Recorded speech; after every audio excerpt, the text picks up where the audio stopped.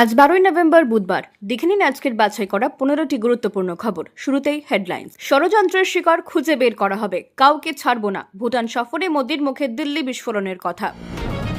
অমিত শাহের ইস্তফা দাবি তৃণমূল সাংসদ মহুয়া মৈত্রের। যোগ্য স্বরাষ্ট্রমন্ত্রী চায় দেশ। বরণ করে ঘরে তোলা হলো পার্থকে, উঠল জিন্দাবাদ স্লোগান। আত্মীয়দের দেখে চোখে জল জেলমুক্ত প্রাক্তন মন্ত্রীর। অভিযুক্ত থেকে মুক্ত নন, পার্থর জেল মুক্তি নিয়ে বিরাট মন্তব্য শ্রমিকের। বাংলা পলিটিক্সের সমস্ত খবর প্রতিদিন সকালে দেখতে সাবস্ক্রাইব করুন আমাদের বি পলিটিক্স চ্যানেলটি। এবার আসছে বিস্তারিত সংবাদে। পায়ের সমস্যায় ভুগতে থাকা পার্থ চট্টোপাধ্যায় আগের তুলনায় অনেক সুস্থ হয়ে মঙ্গলবার দুপুরে জেলমুক্ত হন। সোমবার আলিপুরের বিশেষ সিবিআই আদালত জেল মুক্তির নির্দেশ দেওয়ার পর দুপুর 2:20 নাগাদ বাইপাসের ধারের হাসপাতাল থেকে হুইল চেয়ারে চেপে বেরিয়ে আসেন তিনি। নীলের ওপর সাদা ফুলছাপ পাঞ্জাবি ও নীল মাস্ক পরিহিত পার্থকে দেখে অনুগামীরা পার্থটা জিন্দাবাদ স্লোগান তোলেন। আবেগতাড়িত হয়ে কেঁদে ফেলেন প্রাক্তন মন্ত্রী। তবে সংবাদ মাধ্যমে প্রশ্নের উত্তর দেননি। চালকের পাশের আসনে বসে গাড়িতে নাকতলার বাড়িতে উদ্দেশ্যে রওনা দেন পার্থ। অনুগামীরা বাইকে গাড়ির পিছু নেন। পার্থ হাত জোর করে নমস্কার জানান। বাড়ি পৌঁছে ভাই, ভাইয়ের স্ত্রী এবং কন্যা সহ নিকটাত্মীয়দের দেখে আবার কান্নায় ভেঙে পড়েন তিনি। ভাইয়ের মেয়ে সান্ত্বনা দেন। পার্থ প্রয়াত মামা শিবদাস বন্দ্যোপাধ্যায়কে স্মরণ করেন। বাড়ির সদর দরজা বন্ধ করে দেওয়া হয়। 3 বছর 3 মাস 19 দিন পর 2022 সালের 23শে জুলাই গ্রেফতারের পর নিজ বাড়িতে ফেরেন পার্থ। সুপ্রিম কোর্টের নির্দেশে সিবিআই মামলায় সাক্ষ্য গ্রহণ শেষ হওয়ার জামিন মঞ্জুর হয়। আইনজীবী বিপ্লব গোস্বামী জানান, প্রয়োজনে পরবর্তী আইনি পদক্ষেপ নেবেন। চিকিৎসকরা বিশ্রামের পরামর্শ দিয়েছেন। ভিড় এড়াতে বাড়িতে কাউকে ঢুকতে দেওয়া হচ্ছে না। বেহালার অনুগামীরা পার্থের ফেরার খবরে উচ্ছ্বাসিত। অভিযুক্ত থেকে মুক্ত নন, পার্থর জেল মুক্তি নিয়ে বিরাট মন্তব্য শ্রমিকের। দিল্লির উদ্দেশ্যে রওনা দেওয়ার আগে কলকাতা বিমানবন্দরে বিজেপির রাজ্য সভাপতি শ্রমিক ভট্টাচার্য মুখ্যমন্ত্রীর সাম্প্রতিক মন্তব্য থেকে পার্থ চট্টোপাধ্যায়ের জেল মুক্তি সব ইস্যুতে তৃণমূলকে তীব্র কটাক্ষ করেন। নোটবন্দি এবং এসআইআর এর মাধ্যমে ভোটবন্দি নিয়ে মুখ্যমন্ত্রীর মন্তব্যকে কটাক্ষ করে বলেন, নোটবন্দি তো হয়েছিল, এবার রোহিঙ্গা বন্দি, বাংলাদেশি অনুপ্রবেশকারী বন্দি, মৃত ভোটার বন্দি, ভুয়ো ভোটার বন্দি হবে। এটাকে নিজের এবং দলের পাপ ঢাকার প্রয়াস বলে সমালোচনা করেন। কংগ্রেসের হাইকোর্টে ব্যর্থতা এবং সুপ্রিম কোর্টে যাওয়ার প্রসঙ্গে তিনি জানান, হিন্দু শরণার্থীরা নাগরিকত্ব এবং ভোটাধিকার পাবেন। বিজেপি ক্ষমতায় থাকলে ভারতীয় মুসলমান এবং বাংলাদেশি হিন্দু উদ্বাস্তুদের কেউ স্পর্শ করতে পারবে না। সিএএ শিবিরে যাব না মন্তব্য নিয়ে এসআইআর এবং সিএএ কে ঢাল করে মুখ্যমন্ত্রী চতুর্থবার ক্ষমতায় ফিরতে পারবে না। 2026 নির্বাচন হবে তৃণমূলের বিসর্জন। এসআইআর স্থগিত করার মন্তব্যে কটাক্ষ করে প্রশ্ন তোলেন, আরজিকরের কি হলো? 40,000 চাকরি বিক্রি, উত্তরবঙ্গে অবৈধ স্ট্যান্ড মাইনিং, প্রাকৃতিক বিপর্যয়, শিল্পপতিরা পুঁজি সরানো, ছাত্ররা পরিযায়ী হওয়া, এসবের উত্তর কে দেবে? পার্থের জেল মুক্তি নিয়ে তিনি বলেন, তিনি অভিযুক্ত থেকে মুক্ত নন। এটা তৃণমূলের প্রাতিষ্ঠানিক দুর্নীতি। শিক্ষা ব্যবস্থাকে খোলা বাজার করা কালেকটিভ ডিসিশন। পার্থকে প্রকৃত বিষয়ে জেলের বাইরে বলার আশা প্রকাশ করেন।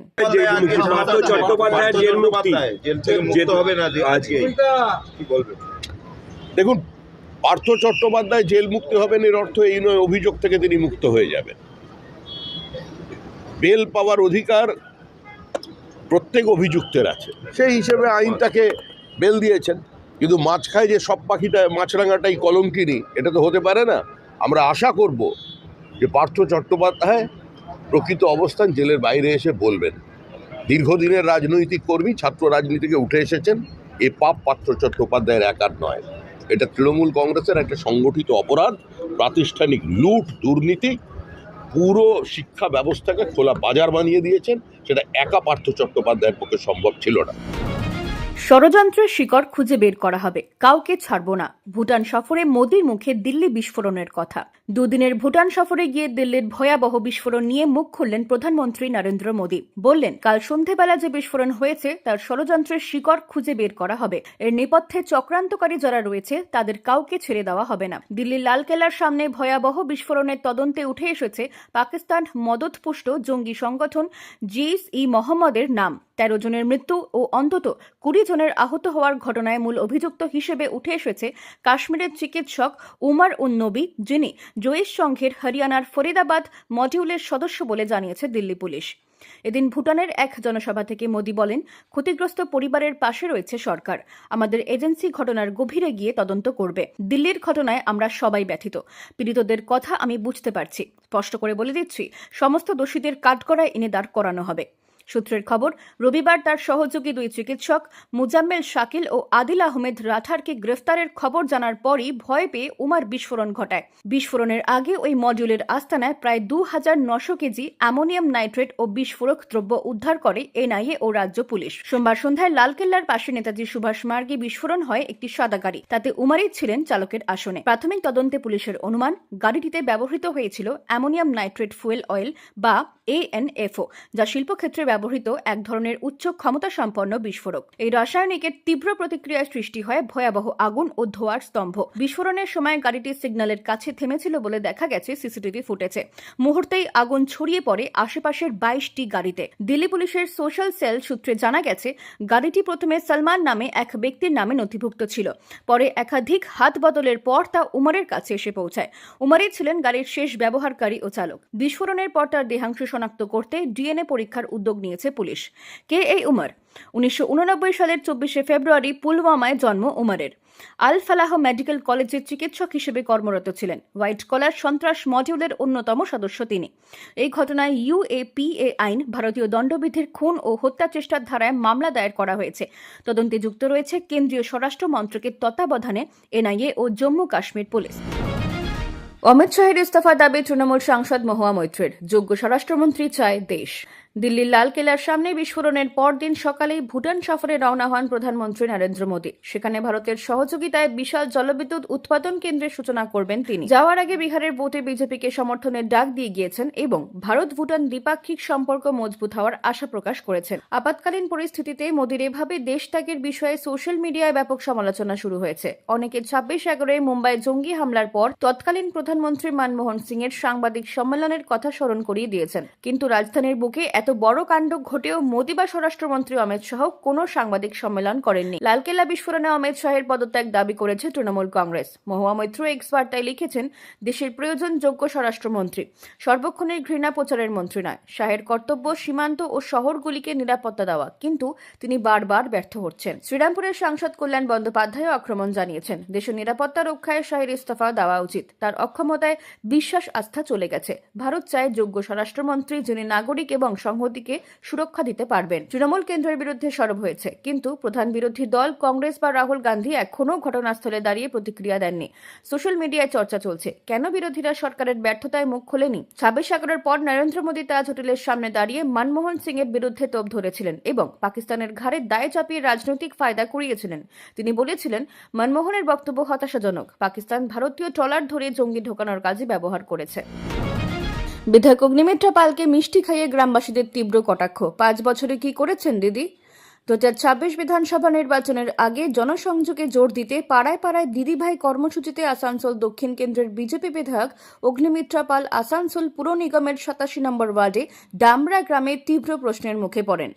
বিধায়ক এবং অনুগামীরা পৌঁছতেই গ্রামবাসীরা মিষ্টির প্যাকেট নিয়ে এগিয়ে আসেন।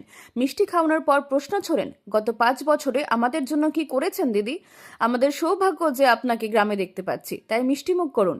গ্রামবাসীদের অভিযোগ, নির্বাচিত হওয়ার পর অগ্নিমিত্রা আর ডামরা গ্রামে আসেননি। তারা জানতে চান, দিদি আপনার বিধায়ক অফিস কোথায়? আপনাকে প্রয়োজনে কোথায় পাওয়া যায়? আমরা তো জানি আপনি কলকাতাতে থাকেন। 87 নম্বর ওয়ার্ডের জন্য 5 বছরে কি কাজ করেছেন তার হিসেব দাবি করেন।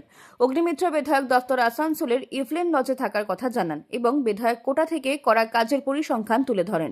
কিন্তু 87 নম্বর ওয়ার্ডের জন্য কি করেছেন এই প্রশ্ন সরাসরি উত্তর না দিয়ে এলাকা ছাড়েন বলে তিনি অভিযোগ। তৃণমূলের পশ্চিম বর্ধমান জেলার সভাপতি নরেন্দ্রনাথ চক্রবর্তী কটাক্ষ করে বলেন, গ্রামবাসীরা মিষ্টি খাইয়ে অগ্নিমিত্রাকে এলাকা ছাড়া করেছেন, এটা খুব ভালো হয়েছে। জেলার 3 বিজেপি বিধায়কের কাউকেই এলাকায় পাওয়া যায় না। আগামী নির্বাচনে মানুষ জবাব দেবে, তৃণমূলই জয়লাভ করবে। অগ্নিমিত্রা প্রতিবাদী গ্রামবাসীদের তৃণমূল কর্মী বলে চিহ্নিত করেন। তার বক্তব্য, তৃণমূল যদি ভাবে এভাবে হেনস্থা করে আমাদের দমানো যাবে তাহলে ভুল করছে। আমি দমবো না, আবার যাব। আমি সাধারণ মানুষের বিধায়ক, সেখানে বাস করা তৃণমূল কর্মীদেরও বিধায়ক। কটু কথা বললেও জনসংযোগ চালিয়ে যাব।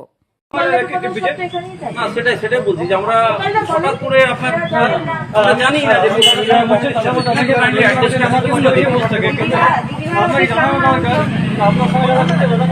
কেউ জানায় না আমাদের দিদিকে গেলে আমাদের কাজের জন্য আমরা তার পাত্র সবাই, আপনিও মানুষের কাজ করছে, ভাগ্য মানুষের কাজ করছে। তো কে পার্টি অফিসে বসে না, কিন্তু কেউ তো জানানো দরকার যে আমাদের বিধায়কের কাছে পাবো। আমার ফোন নাম্বার তো রিক্সাওয়ালার কাছে বলো। আমাদের এখানে কাজ আমার ফোন নাম্বার তো রিক্সাওয়ালার কাছে বলো। কাজের যাই হোক, আমার ব্যাপারে সাথে পুলিশ কোথায় যোগাযোগ স্টেশনের অফিসে আছে, দরকার হলে চলে আসবে। কোনো অসুবিধা নেই। হ্যাঁ হ্যাঁ ধন্যবাদ জানাই না যে দিদি আমাদেরকে আমাদের বুথের জন্য অন্তত একটা কাজ করেছে। আমি তো জানি না ঠিক আছে তা যাচ্ছি না, আমি একটা কাজ করেছেন আমাদের বুথের জন্য, ঠিক আছে 87 নম্বর ওয়ার্ড ব্রাহ্মণপাড়ার জন্য একটা কাজ দিদি করেছেন এই 5 বছরে, ঠিক আছে। আমি